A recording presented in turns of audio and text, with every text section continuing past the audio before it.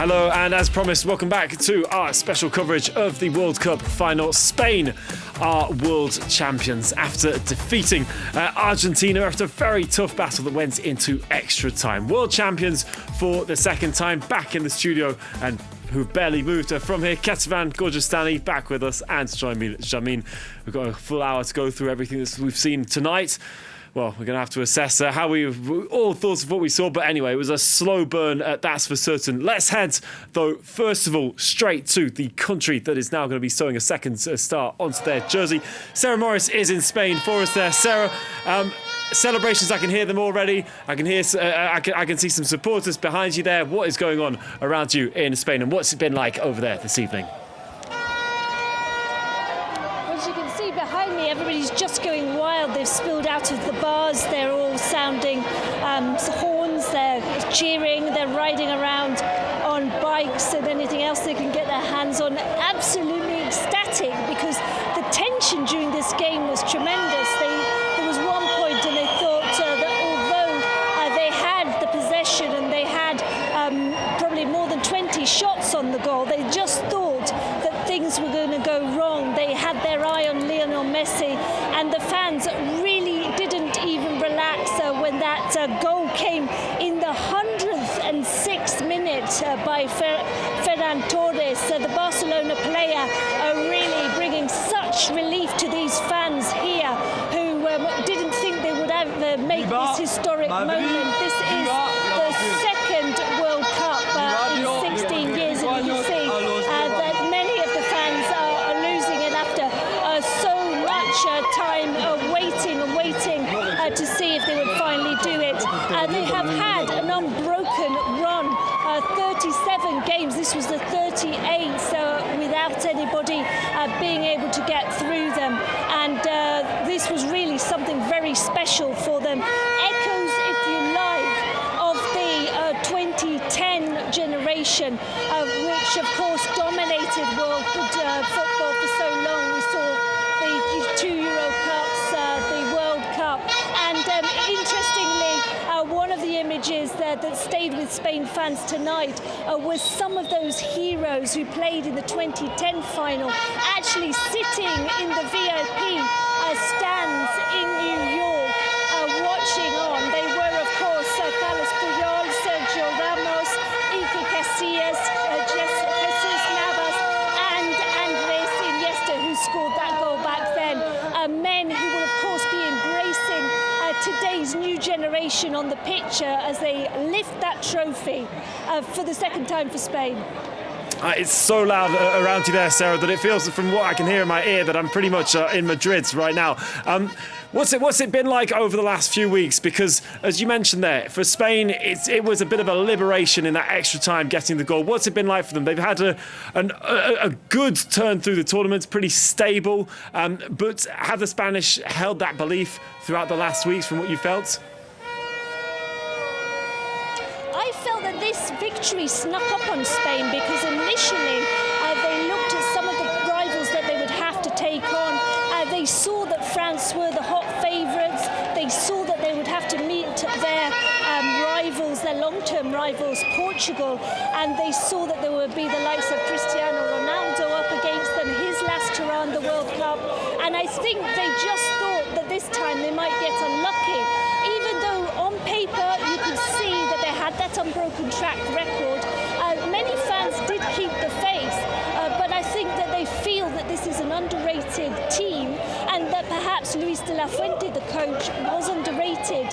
He had come from the Spain team, the under-20s, the youth sides, and Spain fans, I think, really, it took till the very last games for them to realise just how spectacularly they were playing. They didn't concede any more than one goal, and I think the faith came in and kicked in fairly late in the day, but there it is. Sarah, thank you so much. We've got some images that you maybe can't see right there, but we've got on our side images of celebrations taking place everywhere there. Absolutely beautiful to see what's going on in Spain. A well-deserved win for them there. In the studio, 1 minute, we've touched there on De La Fuente coming out, the Spain's manager, a bit out of nowhere, but coming and he's going to be lifting the World Cup in a few minutes. It's crazy how he's come through this youth systems in Spain. He's coached almost every age group up until the point where he was appointed to take over from Luis Enrique in 2023, and he was very unassuming. Spain had kind of lost their way a little bit in terms of how they play, but he's gone back to that style of Vicente del Bosque in 2010. Possession. They choked Argentina, 65% possession in the end. Argentina only managing 2 shots the entire game. We're going to get to that after the 116th minute. Incredible stuff. But back to De La Fuente. He's now won the Nations League, he's now won the Euros, and he's now won the World Cup. Unbelievable. De La Fuente, who at one point was branded as De La Who, where's he actually come out from there? Spain's, getting the job done once again. That's another clean sheet from them, Ketavan. They've let in 1 goal all tournament. There's now 8 games in the World Cup, 7 clean sheets. It makes complete sense that they'd win tonight. Yes, you know what they say, that offense wins you games and defense wins you championships. Well, it did win them the World Cup because they went through this whole competition really playing their game. They never wavered from what they know how to do, keeping the ball, pressing high, strong on defense, really a compact team, passing the ball around. And they did that in the face of very different teams with different styles of football. And even in the face of the Argentinians, they managed to stick to what they do best. And even when we were getting to the time where you think, okay, they've had a few shots on target. They've had enough chances, they haven't taken them. You're starting to think this is not going to work. They kept doing what they know how to do, even with the subs. It stayed the same. And earlier you were saying that this team, they can bring in somebody else and it still stays the same team because they do the same thing. That was very clear in this game because even with the subs, you just still were watching basically the same team and the same tactics. And in fact, it was 2 subs who ended up combining for the crucial goal. There we have it. We'll get back to the action on the pitch in just a minute. Let's head to where there's another, I can imagine, atmosphere happening in Buenos Aires in Argentina. Let's go back, go to Natalio Cosoy. Natalio, tell us, the streets not looking quite as busy and not as festive, obviously, as what we've seen just there in Spain. What's it like there for Argentinians in the capital? Indeed, it's a disappointment. It's not what people were expecting here. You were telling this a few seconds ago. Spain was extremely dominant during the game, and everyone here realized that. But it was interesting. Where I was watching the game in a bar, now I'm outdoors, when the game finished, people started clapping and cheering for the national team and for Lionel Messi. Even though Argentina didn't manage to win this final, they still support the players, they still support the team, and they're still celebrating around me. Not celebrating with the emphasis and the energy that you might have expected if Argentina won, but still, as you can see around me, supporting and backing the team. Natalio, thanks so much for that insight from over there in Buenos Aires. As Natalio says there, still the backing of the team. They're not looking too sad from what we can see. Obviously a different atmosphere than what we have. But it's true that, from what we saw in the game, even in the last minutes, even when things weren't going around, you still had the supporters. Ketavan's water bottle isn't going too far. So go there. But I've got mine I can give to you if you're thirsty. But the fans still going and still chanting Messi, Messi, Messi, still believing. It didn't seem like they were believing necessarily in the game then, but it was a matter of the whole nation and for where they'll be going next forward. Absolutely, and an appreciation for a man who has carried them on his back with his feet, with his entire legacy, chanting Messi's name, because we don't really know. This really could have been his last international game. He said before this match that he has already achieved everything he dreamed of in an Argentina jersey. He's gone full circle. That happened in Qatar, and as we mentioned earlier, this is just a bonus match for him. Of course he's upset, and of course his teammates wanted to do it for him. Ultimately though, if you just look at the pure game itself, Argentina were nowhere Football won. We'll get to that. It deserves a win for Spain. We've been to Madrid, been to Buenos Aires. Let's go now to New York. Selena Sykes, who's there as always. Selena, what's happening around you? I can see a few Argentine shirts around you there. Tell us what's going on in New York.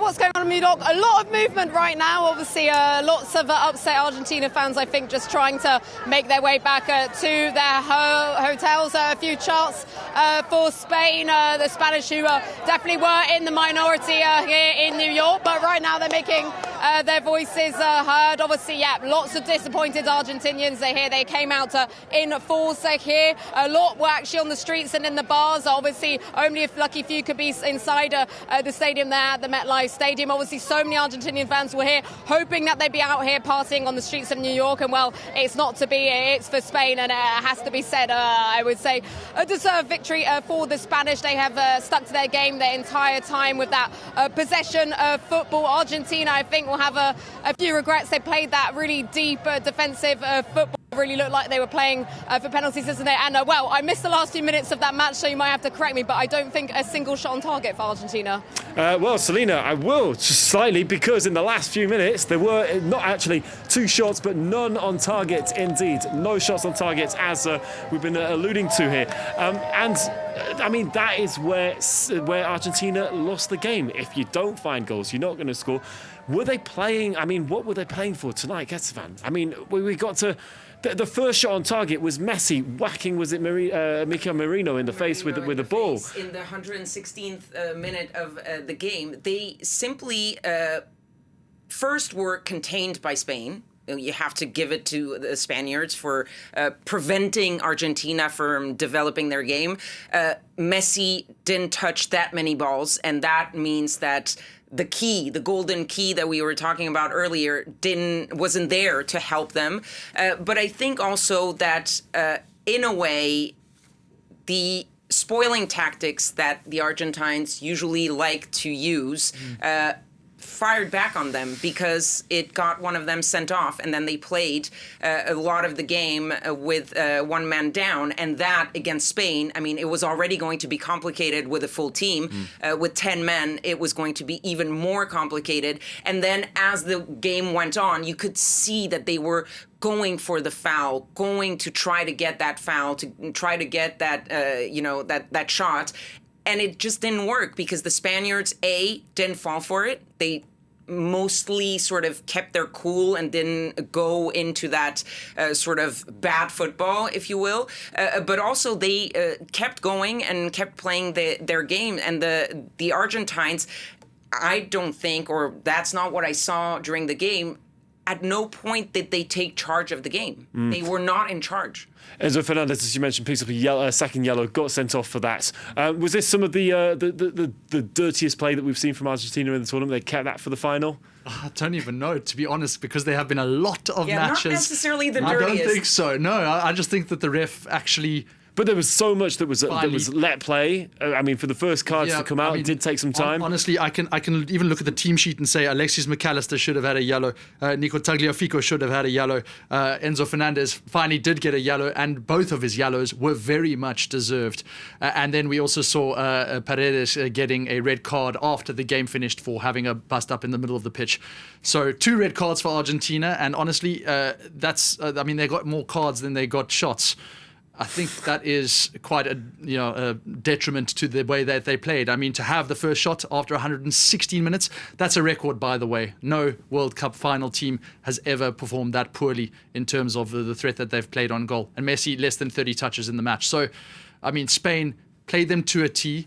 It was a hard grind. They had 20 shots, 12 on target. Emiliano Martinez was terrific in goal, although most of the shots were pretty much at him. And Spain just relied on a thunderbolt strike from Ferran Torres to seal the win. So that was absolutely needed. Came off Nico Williams' backheader there. So many, as you say, so many of the shots going from Spain going on Martinez, Argentina's keeper, and that almost cost them, because I mean there is a point where you think, okay, right, you've had a dozen shots, you're not able to take advantage of some opportunities, this is going to go against you. I mean, they would have bitten. I mean, it was not far from them from going off to penalties at that point, and then anything can happen. In a way, would you say it was a fine? Went by fine margin for Spain? Because we're talking about this about it being well deserved, but in the end, it was down to that last minute game. I'm just going to give you some more statistics here. I mean, I know we don't like to go too much into it, but 1.9. No, I think the statistics say a lot about what we've seen. Everything just screams Spain were wasteful. I think that's the bottom line. I predicted 3-0 at the start of this match. Honestly, it should have been 6 at some point because Spain just kept on striking the ball at Emiliano Martinez. Ultimately, I think just the pressure paid. And it was quite an innocuous ball to Nico Williams, who headed back into a kind of open space. And that was after Argentina were down to 10 men. And then Ferran Torres lashed onto that.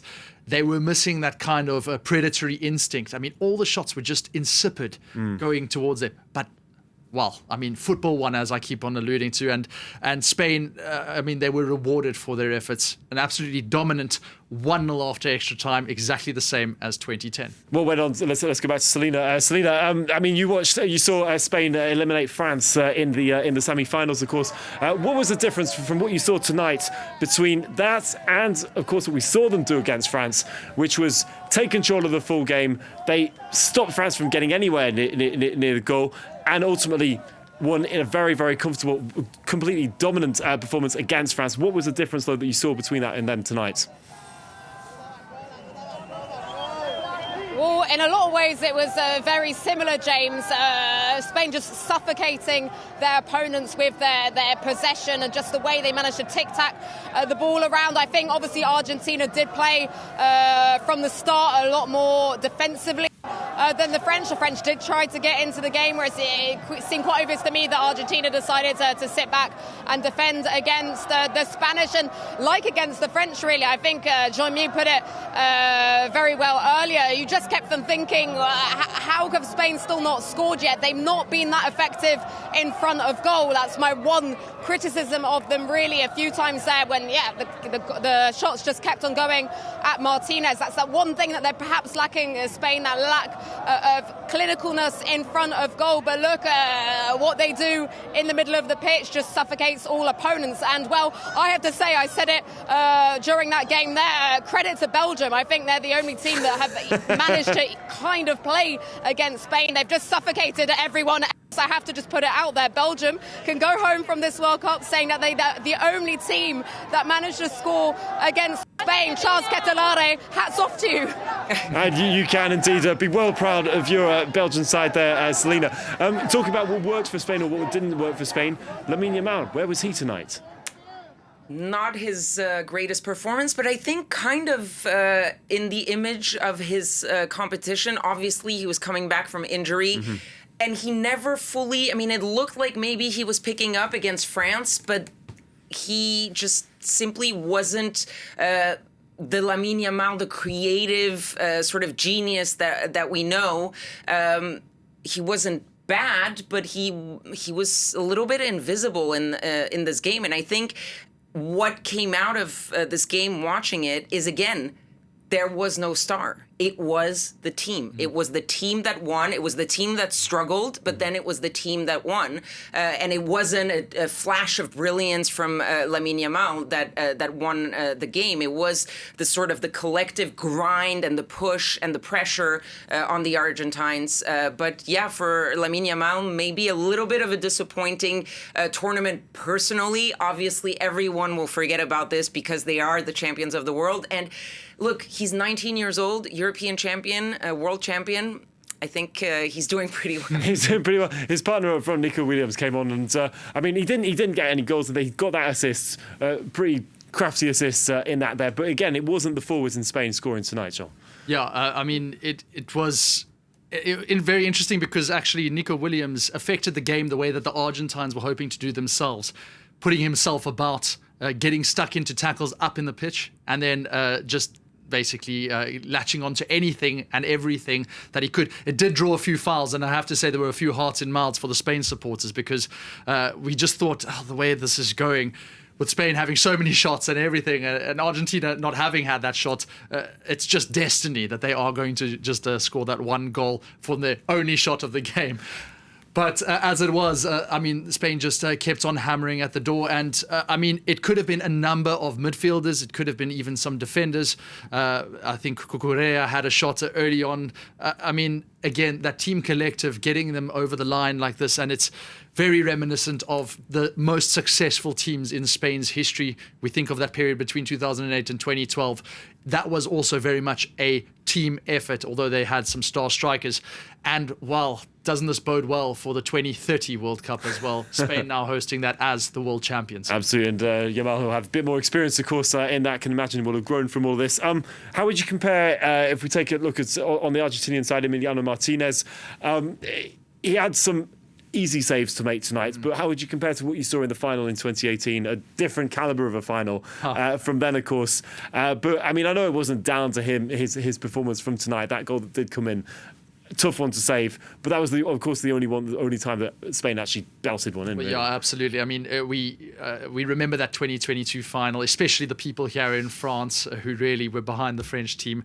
That save against Randall Colomwani, which could have won the game. I think Kedevan's still shaking. Yes, I still have PTSD from that. Yeah. And that was exactly why Martinez was remembered for that. He won the Golden Glove as a result, the Lassine Trophy, and celebrated with it in a very distinctive fashion way. But this was a completely different match.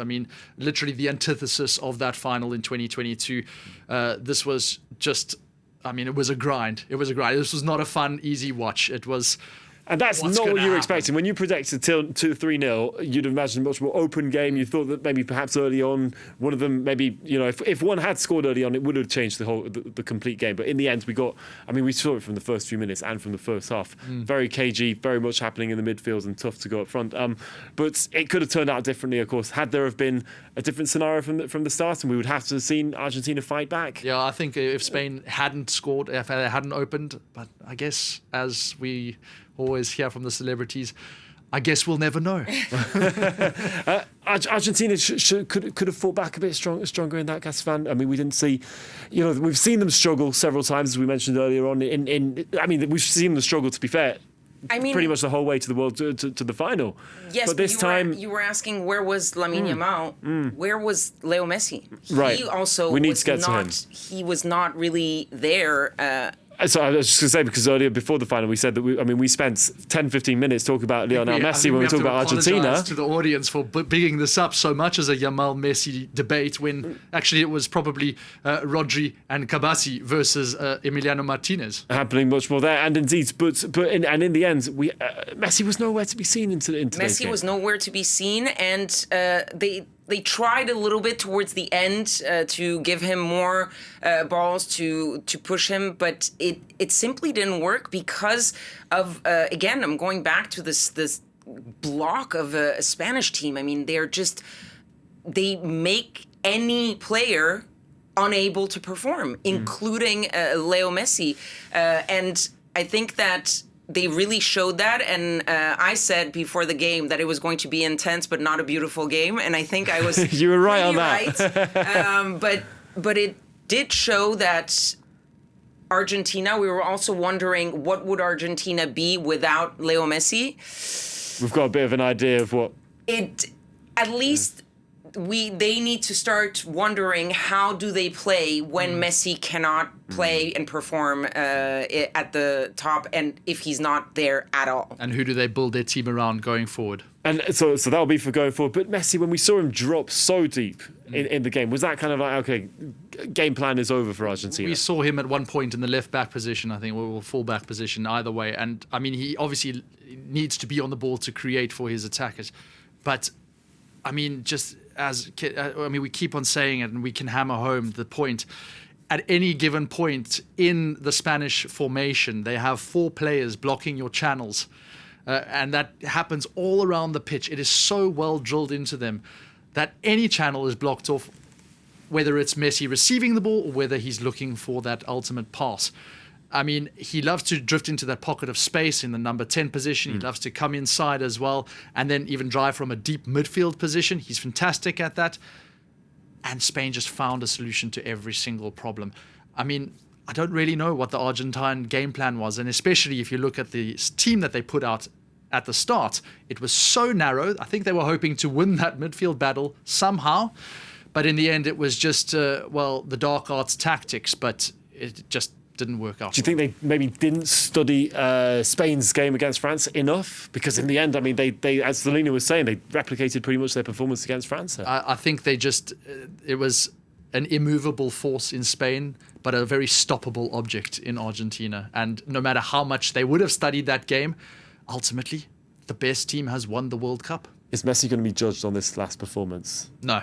I don't think so. 8 goals, 4 assists in the World Cup. Can't ask for too much I more. don't think so, because Messi is Messi, and he was key in many of the games throughout this competition. It just didn't work out for the final. And as you said, he won the final. He won the trophy in 2022. If he hadn't won ever the World Cup, then the conversation would be different. But he won the World Cup in 2022. He won the Copa America. He has done everything, basically. And again, and we might come to that later on, there's also a thing to say, okay, they didn't win, but they went to the final in twice in a row, and that is in itself a pretty strong feat. I mean, not all teams can do back-to-back finals, let alone back-to-back wins of the trophy. And Messi is the legend of this team, the legend of the sport.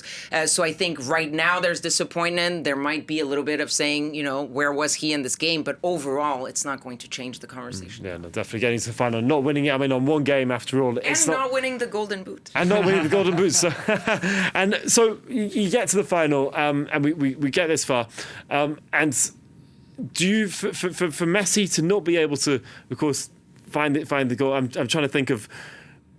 We had moments where Spain was kind of on top, and then we had Argentina trying to come back into it, but there was no way, no small. Trying to find the words to unlock the key for Argentina in that. No way through, but we're not going to judge it on that. Yes, here we were saying, Argentina maybe, it's not completely the favourites to come and win this final, or even at the start of the game. Yet they do manage to get, as Ketafan says, to a second final. And that is in itself going to be a huge success, and something that they are, again, going to remember Messi for. Yeah, I mean, it goes back to the tactical thinking. I don't know what weapons that Lionel Scaloni could have called on in his arsenal. Lautaro Martinez didn't feature, and I just wonder, maybe that could have been something. I think they were very much missing a player like Angel Di Maria from the last World Cup. I did have thoughts at that point, was if he had been there. Interesting about the question about where was Lamine Yamal. It's Pau Cubarsí who wins the young player of the tournament over Lamine Yamal. Okay, decision taken from tonight in that case. Very deserved. Yeah. Makes complete sense to you, Joel. Yeah, I mean, I think we'll get to the team of the tournament that we've chosen, but Pau Cubarsí was unbelievable. Just bear in mind, he's only 19 years old. One of the La Masia products. I think La Masia was absolutely the best represented academy in this game tonight. But, I mean, to put in a performance like that, and what he also did against France, I think that was an even better game. And to do that so consistently, be so assured of himself. And he even took a few whacks and still kept himself. For the team. Yeah, I mean, really just what a performance. And we just can't wait to see what he does in a Barca shirt now going forward as well. Indeed. All right, well, let's talk a few about the other teams that we've seen throughout the tournament. So as we see from there, let's start with France 24. We've got to represent a bit of France on there first. We've had Didier Deschamps play his final game, oversee his final game against England last night. A new era to come. He lost on that, of course, on that final game, but do you see it as a bittersweet finish for him? Oh, I mean, it was going to be a bittersweet finish at half-time when England were 4-0 up, certainly. The fact that France then managed to claw it back to 4-3, and then ultimately it ends in a 6-4 scoreline, truly just a crazy game. I don't think that it really does affect his legacy. I think it's just a fun little end to it. But, I mean, he goes out as a World Cup winner. He goes out as a Nations League winner as well. And, I mean, he redeemed and revived French football. Also, just a point that 99 of the players at this World Cup were born in France. 56 of those were born in Paris itself. And I feel that that is something that Didier Deschamps has actually engineered in terms of his selection processes in all the international games and, working through the youth structures as well. The French youth are imperious. And, he's really just laid it on a silver platter for Zinedine Zidane to come and say, well, I didn't manage to win the World Cup, and maybe that actually puts less pressure on you. You go ahead. Try and do as good as well as I did over that time. You've got all the tools at your disposal. Well, let's take a listen to Didier Deschamps after that last game for him on the world stage and with France. Here he is speaking last night after that game there. I received so many messages, very kind messages. I won't cry in front of you, even though I could. They touched me deeply because they came from people who mean a lot to me. When I started in 2012, I started by putting the French national team above everything else. I ended in the locker room by telling them the same thing. They may play for the biggest clubs in the world, but nothing, absolutely nothing, is above wearing the French national team shirt. Deschamps there moved by the end of his time with France. Let's do a little analysis of France's time at the World Cup. We've got their results, their victories and losses in the 7 games that they played at the World Cup there, finishing losing the third place game in there. We had a huge amount of firepower up front for France and transformed side from France compared to what we saw them at the last World Cup. In the end, it was that big test against Spain. Was that kind of like a wall that they couldn't get past? And they'd managed to beat, as we saw, the likes of Senegal. They got past, comfortably. They beat Paraguay in a difficult game there, beat Morocco. But Spain, who go on to then to become the champions, level too high for France? I think that's going to help a little bit the French, knowing that they lost to a better team and the eventual world champions. 10 years now since they last beat Spain. Yes, and Spain has become a sort of little bit of a problem for the French. I think overall, obviously, the French love to hype their team and then destroy them the minute something goes wrong. I think, yes, Spain was probably just too strong for the French. They also heavily rely on the Fantastic Four, as they call them, up front. The problem is that when those guys have a day off or are contained by another team, the rest of the team isn't able to sort of come to the rescue and help those top players out. And I think that against a team like Spain was problematic and showed that this is where maybe they got stuck. That said, I think they performed pretty well. They went to a semifinal, and you were talking about the Deschamps era.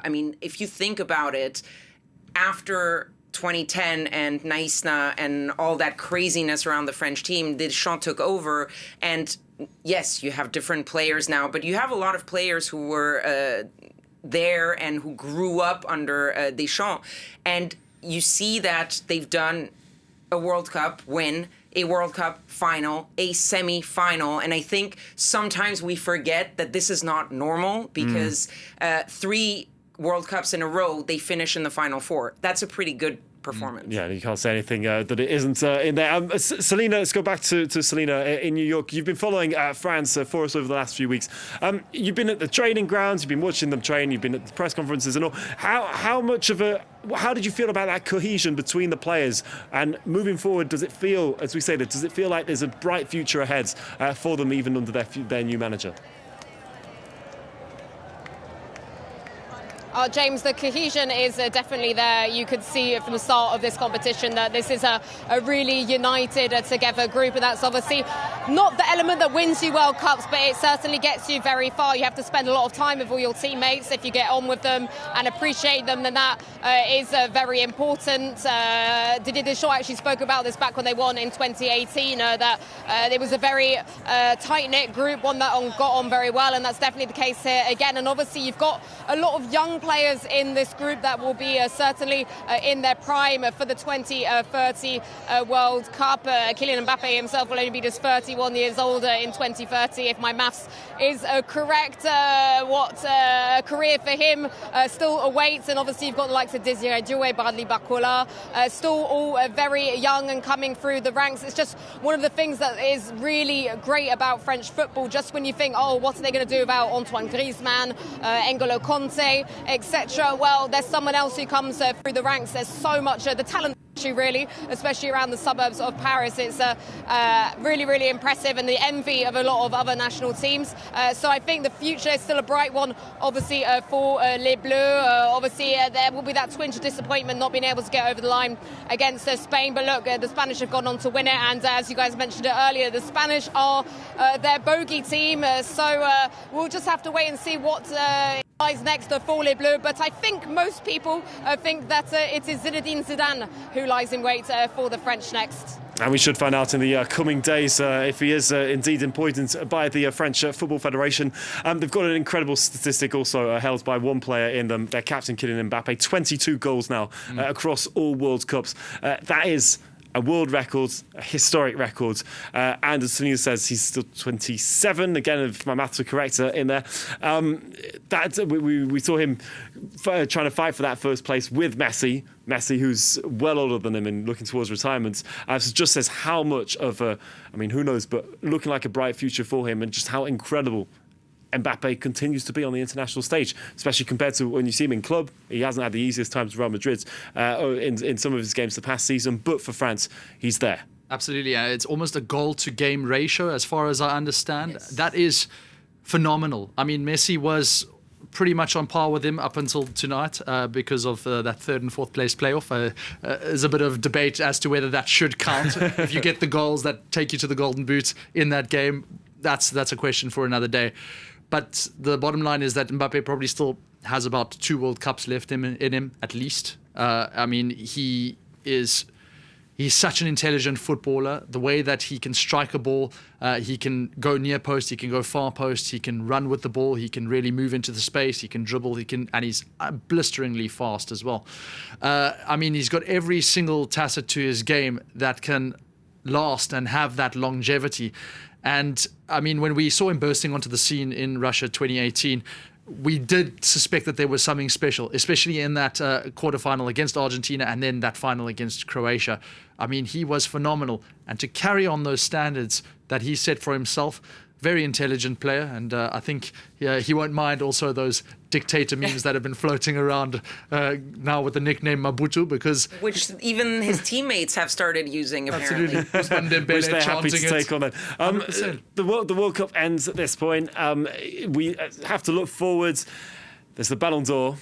Do we have any idea of how things could pan out for the Ballon d'Or? We were having this discussion during one of the breaks downstairs with our French counterparts, and the debate was raging. Basically, everyone was saying if Argentina wins, it's going to be Messi. There's no debate about it. But now that Spain has won and Lamine Yamal has not had a great tournament, now it's sort of a little bit more open to debate who. It could still be Messi, obviously, but it's not as sort of cut and dry now because of how this tournament has played out, how Lamine Yamal played, how Messi played, the fact that Argentina didn't win. Kylian Mbappe has not had any titles, but he has scored goals and goals and goals for club and country, golden boot of this competition. So there are a lot of names now in debate. Usually the World Cup sort of determines things because you get a winner and you get one of the big players of that team that gets the Ballon d'Or. Harry Kane in Harry there. Harry Kane, 100%. If Argentina had won and Messi had scored, there wouldn't have been a debate about Kane. Now there is a... Now he's back. Everything is okay. So it's going to be open. Everything open. It is going to be a tough one to decide on that. I just wanted one question because Kesfan, you were particularly, I think, apprehensive of the 48-team format of this World Cup. What do you make of it now?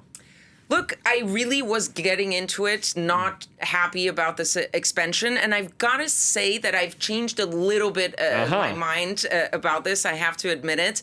I think that it did bring some amazing games and some amazing stories. Obviously, Cape Verde, Curacao, all of these things, but also some of the African teams who managed to make it to the knockout stages that probably wouldn't have even made it to the World Cup if it had not been for the 48 teams. Obviously, it does also come with the fact that for a lot of the bigger teams, that was also a way to get through to the knockout stages after performing not very well in the group stages. We can talk about the champions. Exactly, and or even things that you wouldn't have seen, like, for example, Norway subbing out half of their team basically for their last game against France, and France winning 4-1. Maybe if Norway was playing for their qualification, they would have put on their real A team. So it did change things for the big teams, but I think the positive that it brought and those teams that it allowed to play, I think was a great change. That said, since there are already discussions about going even further, I don't think 64. We should go to 64. All right. Well, you mentioned the advantage for certain teams, and namely on the African continents. 9 out of 10 African teams making it through to the knockout round. Tunisia being the only ones, Jean, who don't make it through. Were you impressed by seeing what you saw in general?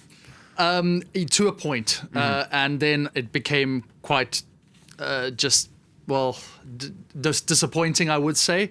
It almost felt like the success story was reaching the knockout rounds, and then there was just not that impetus to go one step further. And I'll point to the examples of Morocco against France. I thought they could have done so much more with what they had. They didn't fight enough on that one. Well, I don't know if they got overawed by the occasion, but they forgot everything that they had done so well against the likes of Brazil, against even Haiti, and coming through, knocking out the Netherlands. I mean, it was a fantastic effort. So they can leave. I mean, they left with their heads held high. They left with their heads held kind of half-mast, I would say, because they did what they needed to do, and they could have done so much more. At least posed a bigger threat to France there. No, absolutely, and then also just the capacity to see the game out. Ivory Coast, Ghana, South Africa, I can name a lot of these teams, Egypt especially, who just let the game slip in the final minutes. I don't know if that's just an experience of that knockout football, because it was a first time for many of those teams. But you want to just see that composure, you want to see that know-how and that character to really make it across. I do have to, though, have a special mention for Cape Verde, because they are the one team that not only held the champions to a goalless draw, but they also held the other finalists, Argentina, to 2-2 going into extra time, and were only lost through an own goal. Imagine having that as your first World Cup experience. Absolutely incredible. Absolutely incredible. Well, let's see. I mean, some of the top teams that we saw in this tournament. So we're going to put on Argentina. We can put on Spain. Who else are you going to put in your top performances? If we look at the semis, are we glad? Are we happy with? Let's go. I mean, we talked about France, but England's performance overall. I mean, there's a controversial exit in a way because of the decisions taken, but can England be happy about their time? Up until the 60th minute. And that was where everything changed. Absolutely. No, I mean, they had the game plan set out. Thomas Tuchel then made some baffling substitution decisions. They had Argentina literally exactly where they wanted them, and then they just decided to put on 5 defenders. And let's go back to Selena, because Selena's got 2 teams in her heart. She's got Belgium, but she's also got England. So what did you make of their performance overall? Hi, James. As per usual, it's never easy, is it, for England? It's a lot of up and down, and that semi-final, I think, for me, in my living memory, that's the most painful one, on par with losing at Wembley against the Italians in the Euro final back in 2021. I really, as an England fan, and everyone that I know, just really started to dare to dream. We were, 5 minutes away from the World Cup? But before that, I have to say that I do think it was unforgivable, the changes that were made by Thomas Tuchel. I saw what he was trying to do, but you just can't defend in a deep block for 40 plus minutes against Argentina, who have already came back time and time again at this World Cup late on in the game when they were up against it. I just saw it coming, really. I don't think I've ever felt a goal coming so much as when Argentina managed to equalise. So I think there are going to be a lot of regrets in the England camp because of that, because you couldn't even really point to decisions going against our way, refereeing wise, or the way that the Argentinians have played throughout this World Cup, obviously being very physical and a lot of fouls committed. You can't even pin it on that. At the end of the day, we lost the game because of ourselves. They did, though, get the closest that we've at least seen them get to a final, 5 minutes away from a final that we've seen. So I am going to keep them in the tops from this tournament, stay on the positive side, perhaps for them. If we go look at the flops, we've spoken a lot about Tunisia at the start of the tournament, which was something that went from one manager to another being appointed. Hervé Renard, who's already left. But we've got to talk. We haven't even mentioned, and normally we would do, Brazil. A flop in this.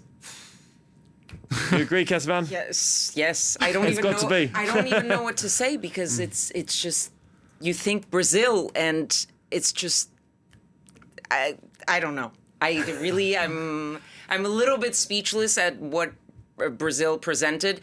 I don't know what it was. Was it, a lot of people were talking about, why is Neymar there? I don't think it's just that. There's just something, I think in the back, in the lead up to the top team, the top national team, there's something that is not working, I think, from the younger generation, because this is not the first time. Now it's starting to be a lot of years where they're not really performing. And to the other extreme, you have a team like Spain, a country like Spain, where all the ages are performing. And I have to add, the first time a country holds both the women's and the men's title at the same time. And it just shows the system of Spanish football. And I think maybe in Brazil, there's a little bit of a problem with that aspect, not just the players at the World Cup on the A team, but maybe something bigger in the country and in the football system there. We're just going to go back to Selena. I've heard that she's got a few fans around her, and happy fans, I take it, from the look on their faces and the colour of that shirt there. Well, there you go. They're jumping up and down. Anna and Daniel, who live here in the US, are absolutely ecstatic. Guys, how does it feel being World Cup champions and seeing it with your own eyes here in the US? We are so excited. It's crazy because it's historical and we live here. The atmosphere, everything, we are so proud, very happy. And how the game was quite nerve-wracking at times. You guys had so many shots, but the goal didn't seem to be coming. How were your nerves during that? Yeah, we were very nervous, because we have so many times that it's almost goal, but until the end. So it's very, very nervous and excited all the match, basically. And one final question, how do you guys plan on celebrating this evening? We will stay here, and if not, go to Little Spain. There is a area near New York that has a lot of Spanish people to celebrate there. Congratulations to you both. Congratulations to Spain. Thank you very much. Well, there you go. Obviously, lots of fans here congregating in Times Square, which has become the hub for fans during this World Cup. Obviously, a lot of Spanish fans are still at the stadium, and I think it's going to take them a while to get back to actual New York City, James, because the traffic is absolutely insane. So I think the partying will be going on way onto the night here in New York. And I know the Spaniards have no problem at all with that. They can stand through throughout the night. So great to see the scenes from there over in New York. We're going to bring something else on now. Now, ahead of the tournament, we had a predicted lineup of 11 players who we would see perform well at the tournament. We're going to show it to you now. Here's the predicted 11 that we had on screen. We had a 4-3-3 formation if we have them coming up just in a bit. Let me know if we have them for us there. But that was... There we go. That's what we had up front. And as you can see, we got it majestically wrong. I mean, a big part of it. We've made some changes to that after tonight's game. Here is who we have seen then as France 24's best 11 of the tournament. Let's show you the new lineup that we have then changed from earlier. The new lineup, which includes, rather than Thibaut Courtois in goal, includes Vozinha, that we've decided to include in there. Vozinha, that was a decision from your side, Jean. I don't know if we have the new... Here we have it. Everything's working. We just gave a bit of time to get through. But Vozinha, then we decided to go through in goal. Makes sense to you as a story that we had in the World Cup. Absolutely. As I mentioned, Cape Verde holding Spain to a goalless draw, and that was all down to him, and then holding Argentina to 2 goals, also with the goal of the tournament in that game from the Cape Verde player. Vozinha, for me, he's the goalkeeper that's going to be remembered in this tournament.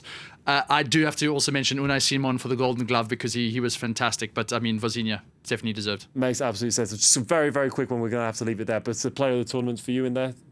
Player of the tournament, it's hard to say because there were so many different types of players, but I would say in France, because that's the one name that I put on that list, was Dayo Upamecano in defense. He was absolutely brilliant, and I think in the French team, at least for me, he had the best competition. And the French team who will be following, because as we mentioned, over the next few days, if we hear from who is appointed, normally no big surprises. Zinedine Zidane is supposed to take charge of the French side. We're going to leave things just there. Thank you so much, Selena, over in New York. Thank you to our correspondents in Madrid and in also Selena, who's just got caught by surprise there. Also in Argentina. Ketsavan, thank you very much to you and join me too. We'll be bringing you all the latest. Sports continues here on France 24. Stay tuned for all the rest. But for now, goodbye and good night.